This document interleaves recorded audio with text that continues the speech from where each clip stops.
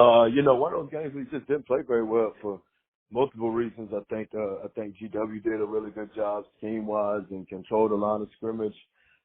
We turned the ball over and moved the ball terribly, but really cut ourselves off on some drives with some bad decisions and some turnovers.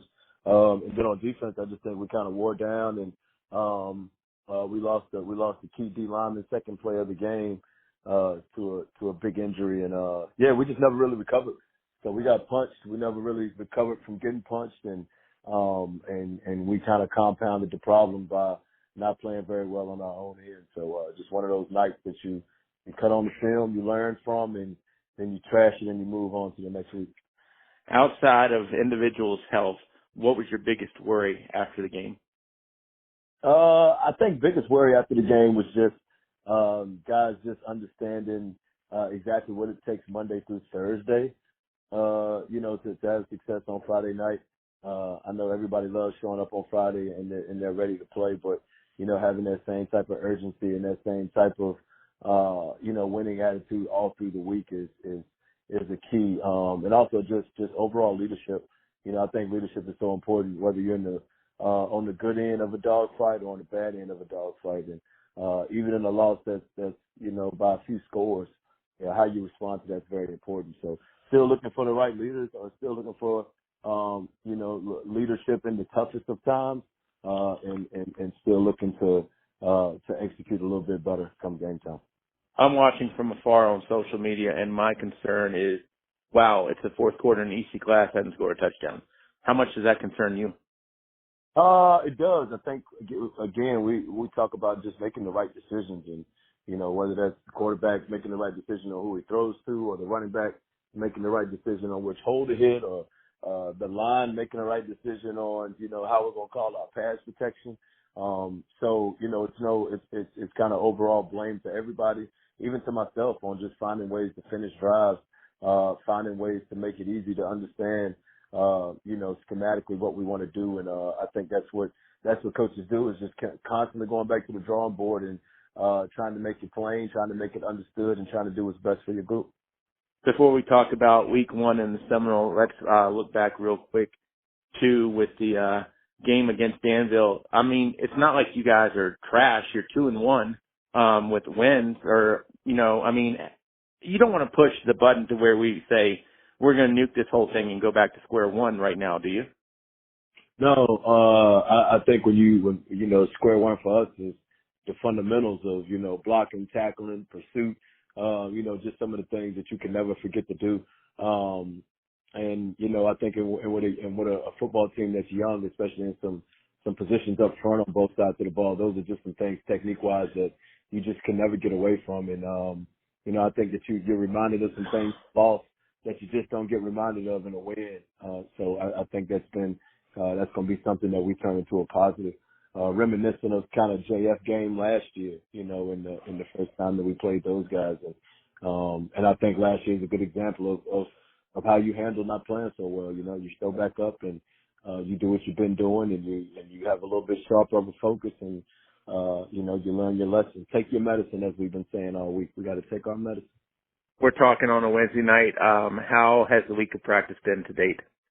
It's been good so far. Like I said, I think that, it's just when you win games, you still point out the mistakes, and but it comes with a different feeling when you don't win and you don't play very well. And I think that's been received very well in the locker room and in the coach's office as well. And we're looking forward to playing as soon as possible. And that's the thing is, you got to wait a week before you get that bad taste out your mouth.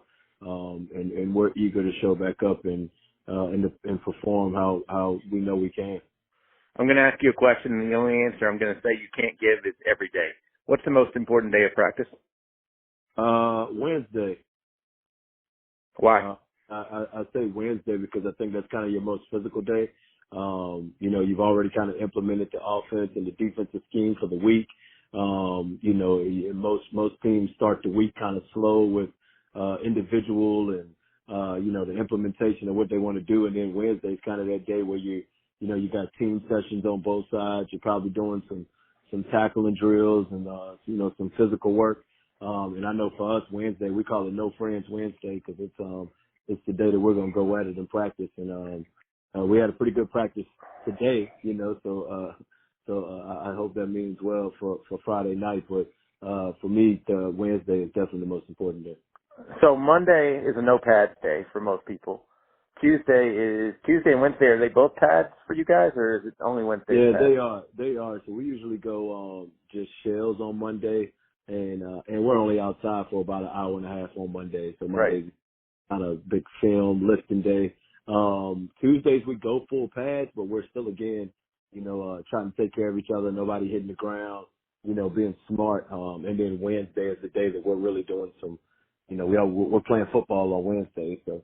And then, winding it down again on Thursday. So, for us, that No Friends Wednesday is definitely the most important week. So win or lose, Wednesday is the most important day of practice. It doesn't matter what the result is on Friday. Yes, I think for us, it kind of, in another regard, so every, when you're dealing with guys that got some bumps and bruises and they're kind of banged up, I think Wednesday is the day that you really find out if they can play on Friday or not. So I think in that regard, it's important too. And, win or lose, I think on Mondays, I used to say Mondays are so important because you want to come in and, you want everybody to come in with the right type of attitude. We communicate with our guys so much during the weekend that it's kind of made Mondays a little bit easier. We kind of know where everybody's head is on a Monday compared to not talking to your guys, from Friday night on. So, win or lose, I do think Wednesday's most important for us.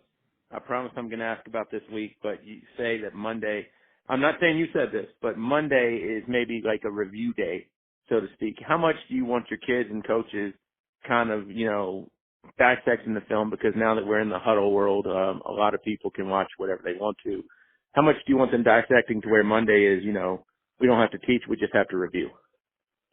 You want it to be that way. I think for us, it's, we're trying to teach football so much, so in a lot of regards, we're leading a lot of these film sessions, and even with the cut-ups, it's one thing to kind of watch a game film. It's another thing to kind of break things down and keep it a little bit more organized for guys to understand. And we try to lead the way when it comes to that. So it's kind of you want to do what you do, and you want to be able to kind of treat it like a review, but it's also good to point out some things in front of the group and to really kind of talk about the importance of which games to watch on film, which cut-ups to watch, which playlists to watch. So, we use Huddle as a tool, but we also try to guide as much as possible to make that tool useful. Besides a good result in the next game, what do you want to see? I want to see us play very hard. Number one, I think that, there's some non-negotiables on the football field, and you got to be playing hard at all times. I also want to see us communicate, from the calls to the plays to whatever the defensive fronts and alignments are. But I want us to communicate at a high level, and then I want us to have fun. I think that when you stop having fun, it's felt, and the sideline gets real quiet, and of course, nobody likes losing, so it's hard to have fun when you're not playing very well. But that's something I don't think we remind our guys enough of. Is it's the funnest and greatest sport in the world, and we want to have fun doing it. We sacrifice a lot, so we want to have fun while we're out there playing. What's the difference in Seminole intensity versus? I know they're all the same. I know all the games count, but what's Seminole intensity look like? It's such sound football, on both sides of the ball and on special teams, and I think teams are so well versed in what everyone else wants to do, and at the same time you're still expecting a surprise, and I think that it makes a very unique recipe. And we played a great out of district schedule, and we know that what's in front of us is a district where you need to play. You need to play some good teams in your out of district run. So we're excited to get going in the Seminole, and we know that it's going to take a massive effort every Friday night. What do you look forward to out of your guys in terms of who had some good momentum on Friday that's got to keep that up individually? We had some guys catch the ball pretty well. Ace Thornton, I think, is a guy that's just coming into his own, and he's getting better every week. And and also Kamani Mosby, who's kind of the forgotten guy out there at wide receiver. And he's doing pretty well too. And just I think JT Osborne, we haven't made a more intentional effort to get him the ball as much as we probably should. So looking forward to him showing up too. So and then some young guys on defense running around. Julius Scott is a junior defensive end. Who's about 6'3", 6'3.5", and he does really well. And Raekwon Rucker, who's a sophomore outside linebacker, and I'm looking forward to those guys kind of showing up and taking on some leadership roles, even though they're underclassmen. Silly question: how good is it to have, in your words, forgotten guys? It's good, and I say that because I think that there's a lot of kids who they fill up the stat sheets and all the stats that we put on paper, and then you got other guys who's filling up the stat sheet on all the stuff that goes unnoticed. And I think that we try to do a good job of promoting those guys who do the things that you don't necessarily notice. And it might not have been them making the tackle, but because of them, that tackle was able to be made. And we got a lot of guys that's doing right. And sometimes you forget to commend those guys, and we try to make an effort to. Do you remember in your coaching history ever where a quote-unquote forgotten guy from another team came back and really bit y'all? You say came back and did what? Came back and really bit y'all. Like, I mean, you didn't, I don't want to say you didn't pay attention, but you weren't expecting that guy to be the guy that hurt y'all. Yeah, I think it's been a couple of situations like that. Even last year, and I don't think there's anybody that's forgotten from LCA at all. And I know we talked about, no matter what, we ain't kicking the ball to number 8. Don't kick it to number 8, and then we kicked it to number 9. And I think that even though Jeff Moon was such a well-known guy and one of the best guys around, I think we forget how athletic he is. And he ran the opening kickoff back against us, and he's not necessarily a forgotten guy by any means, but who he shares the kickoff return duties with is probably who people are trying to stay away from. But you're also kicking it to another, fast guy and one of the fastest kids around. And so, that was a great example of not a forgotten guy, but someone else who came to get you, who came to bite you. Before we close up shop and get to some random questions, how much did college football help you in terms of just acquiring knowledge? It helped a lot. I think that, when guys are able to play in college, they get coached for 4 more years, and I think that means a lot too, because you're just exposed to more and exposed to different things, and I think it just taught me a lot about the preparation, and a lot about the approach, and even how to just deal with all sorts of adversity. And, you go from being one of the main guys on your high school team to fighting to make a travel team. So, it's a humbling experience, and I think all that just teaches you so much about, a winning approach. What's the biggest thing you learned in college that you try to impart on your kids? Not just this year, but, ever since you've been out, what's the biggest thing that you learned at Hampton-Sydney that you tried to impart? I think the biggest thing is just the preparation.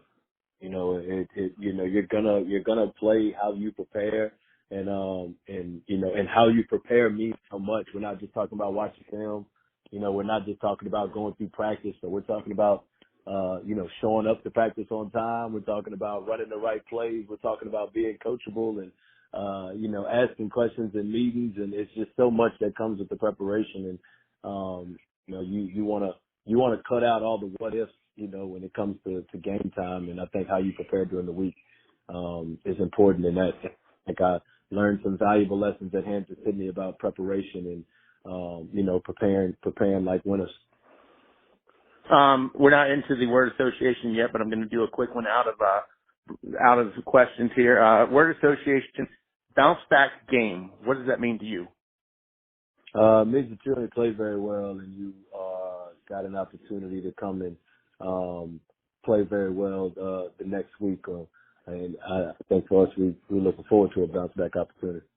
So how do you not make Liberty out to be a bounce back opponent when you talk to your team? That makes sense. Yeah, because it's about us, you know, and that's the thing is, I mean, we have to play better football, and you know, I don't think it matters who we would have been playing this Friday night. It's about us playing better football, and you know, we haven't executed very well the first 2 weeks, even when we won. So I think for us, we're itching to have a game where we're doing things right and we're executing at a high level, and you know, against whoever it may be. Closing up shop, offense, defense, special teams, a key in each that gives you guys a win on Friday night, and I know it's about you all, not about the opponent. Yeah, for us on special teams, it's covering kickoffs. I think that's the biggest thing for us is we want to pin teams back deep, and then we want to be aggressive in our special teams and have the right snaps, have the right kicks.